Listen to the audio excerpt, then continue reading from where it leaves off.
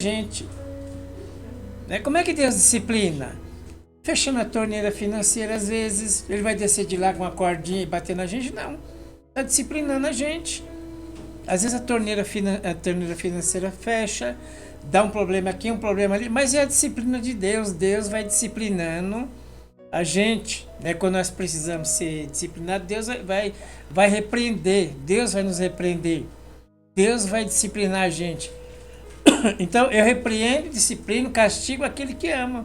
Mas o castigo de Deus é por amor. Deus nos castiga porque Ele nos ama. Quer tirar a gente do mal.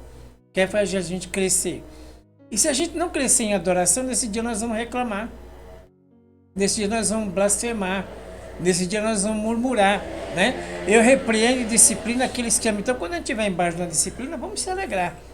Vamos dar glória a Deus, porque, ó Deus, louvado seja o teu nome, Senhor, né? Eu repreendo. Portanto, seja zeloso e se arrepende. Então, quando tem coisa que está muito feia, o que nós temos que fazer? Se arrepender. Você ter mágoa de pessoas atrapalha a vida espiritual.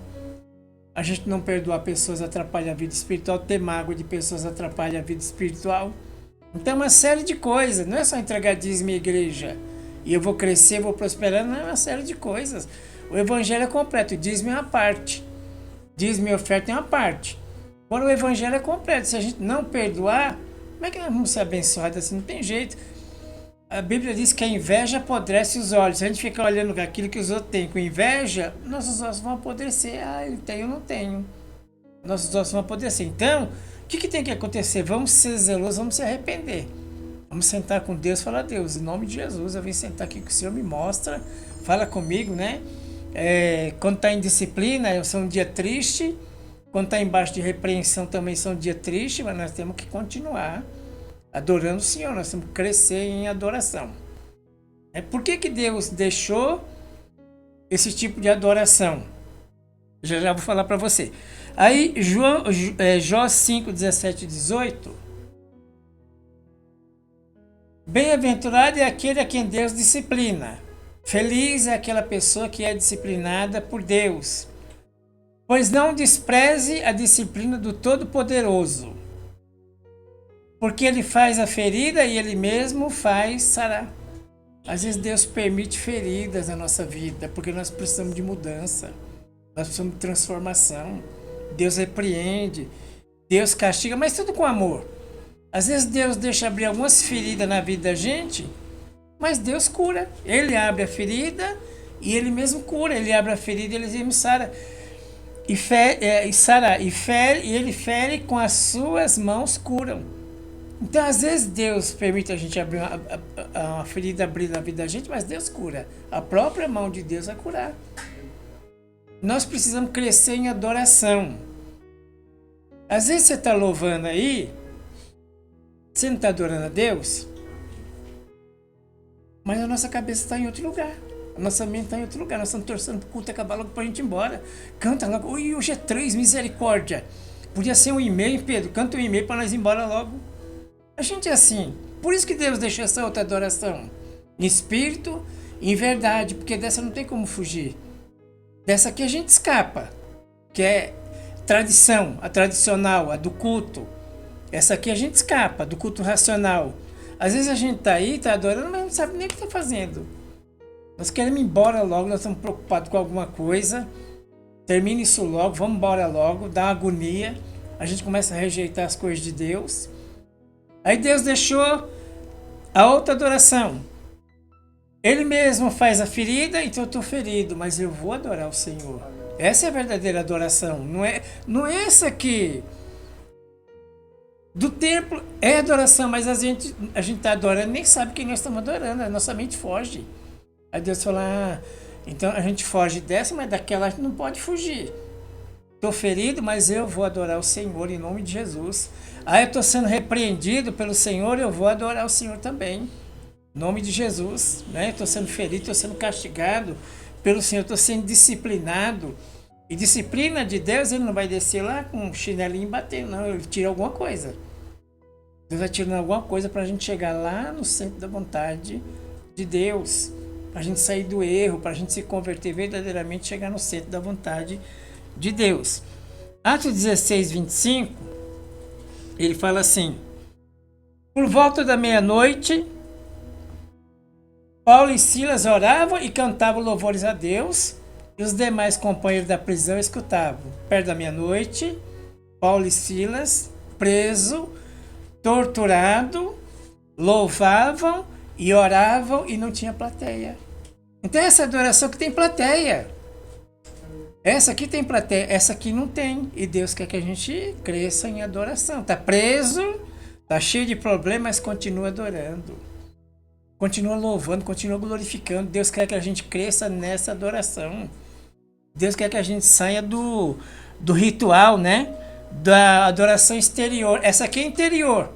Eu tô perto aqui da meia-noite, tô preso, vou morrer. Me colocaram aqui nos troncos, minha costela tá doendo aqui, porque é uma posição só por muito tempo. Mas eu vou adorar o Senhor. Essa aqui é produzida pela alma.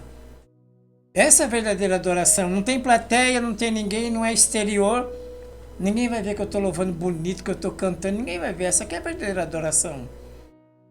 Então a gente sai dos rituais. Às vezes a gente está adorando, mas a nossa cabeça está totalmente fora. A gente está longe dessa adoração. O que acontece é que não tem guitarra, aqui não tem bateria, aqui não tem instrumento, não tem nada. Não tem nada aqui. Não tem plateia, não tem nada. O que acontece? Só tem aperto. O que Paulo e Silas faziam no meio do aperto? Orava e cantava hinos ao Senhor. O que o Espírito Santo quer da gente nessa hora? Estou apertado. Mas eu vou orar, eu vou cantar ao Senhor, eu vou cantar louvores, porque Deus vai fazer um milagre. Aleluia, Jesus. Deus vai fazer um milagre. Então Deus quer que a gente se envolva. Não depende de lugar a adoração. Não depende de lugar. Não precisa estar na igreja para adorar. Não depende de lugar, né? Não depende de plateia. Aqui não tem plateia, não tem lugar, não tem ninguém. É adoração de alma. É aquela adoração quando você está na luta bem grande, ela vai nascendo dentro do seu espírito.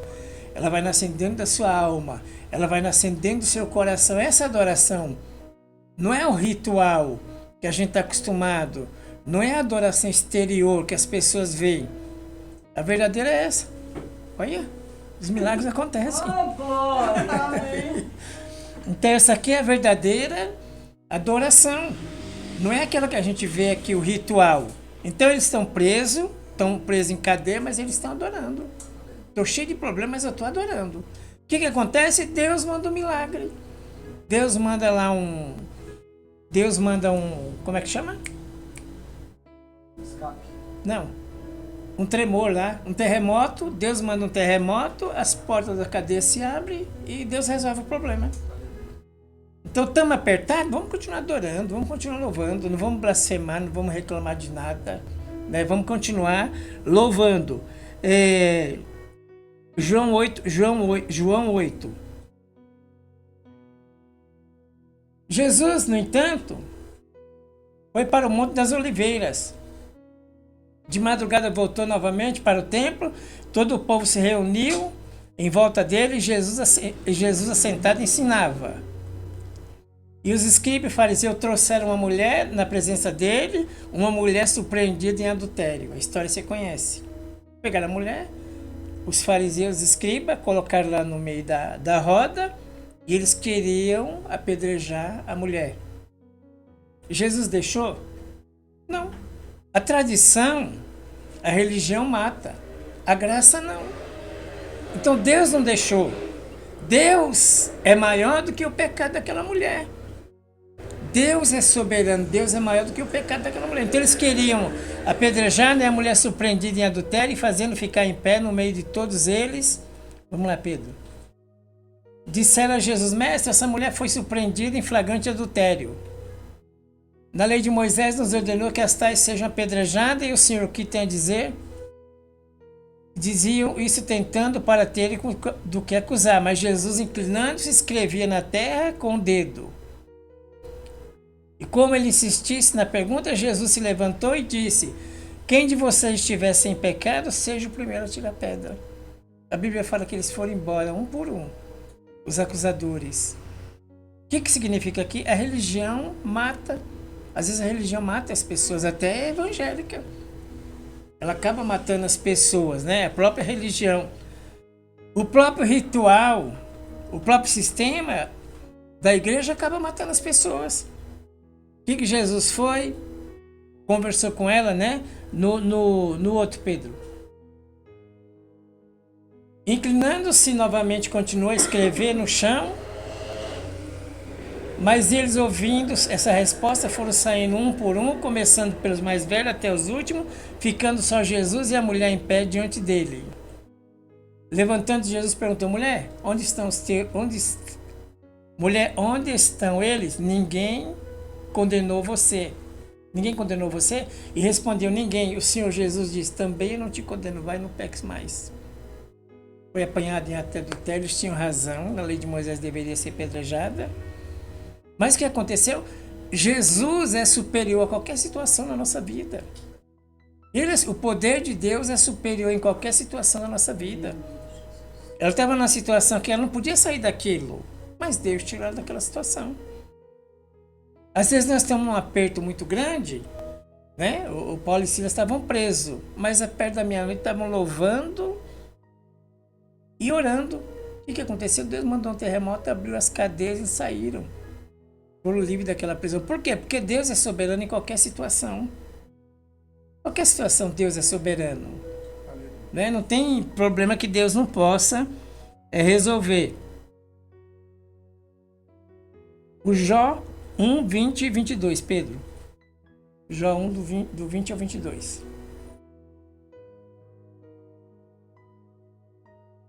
Então Jó se levantou depois que perdeu tudo. Perdeu família, perdeu trabalho, perdeu animais, perdeu empregado, perdeu vida financeira, perdeu a saúde, perdeu os filhos, perdeu tudo. O que ele faz? Então Jó se levantou, rasgou seu manto, rapou sua cabeça, prostrou-se em terra e o adorou. Que tipo de adoração que Deus quer que a gente tenha? Essa, no meio da dificuldade, vamos adorar a Deus. A gente aguentaria uma prova dessa? Não. Perder filho, perder casa, perder emprego, isso é pro Jó. A gente não aguentaria. Mas ele deu exemplo dessas provas menores que a gente sofre. Vamos se levantar e vamos adorar, que Deus vai dar uma solução. Ficar sentado e reclamando não vai adiantar nada. Ficar murmurando não vai adiantar nada. Pelo contrário, vai piorar. Ficar narrando história não vai adiantar nada.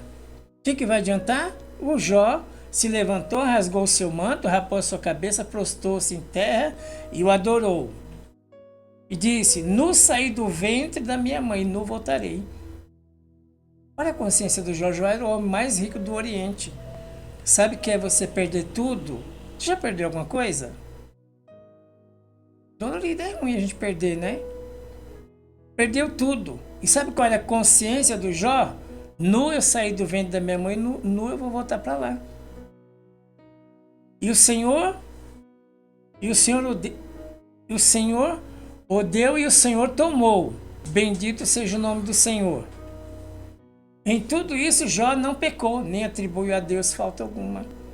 Vamos ficar culpando a Deus? Não, o problema é nosso. Nós é que erramos.